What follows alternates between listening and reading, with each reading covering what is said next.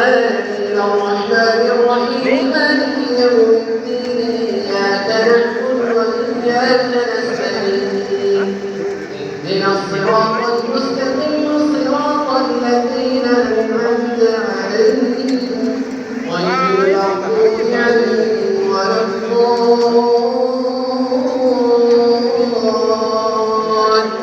الضالين آمين. وإذ قلنا للملائكة اسجدوا لآدم فسجدوا إلا إبليس أبى واستكبر وكان من الكافرين وقلنا يا آدم اسكن أنت وزوجك الجنة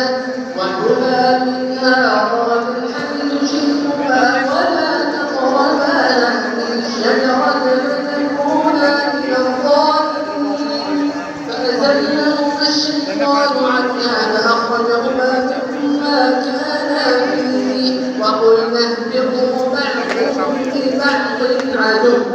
ولكم في الأرض مستقر ومتاع إلى حين فتلقى آدم من ربه كلمات فتاب عليه إنه هو التواب الرحيم قلنا اهبطوا منها جميعا فإما يأتينكم مني هدى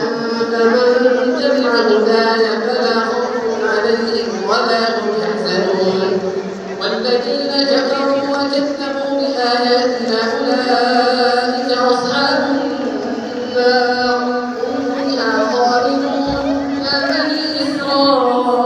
إسرائيل اذكروا نعمتي التي أنعمت عليكم وأوفوا بعهدي أوف بعهدكم وإياي فارهبون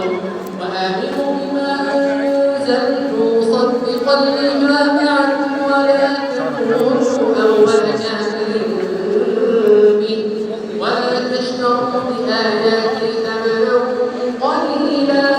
وإياي فاتقون ولا تلبسوا الحق بالباطل وتكتموا الحق وأنتم تعلمون وأقيموا الصلاة وآتوا الزكاة واركعوا مع الراكعين أتأمرون الناس بالبر وتنسون أنفسكم وأنتم تتلون الكتاب أفلا تعقلون واستعينوا بالصبر والصلاة وإنها لكبيرة إلا على الخاشعين الذين يظنون أنهم ملاقو ربهم وأنهم إليه راجعون يا بني إسرائيل اذكروا نعمتي التي أنعمت عليكم وأني فضلتكم على العالمين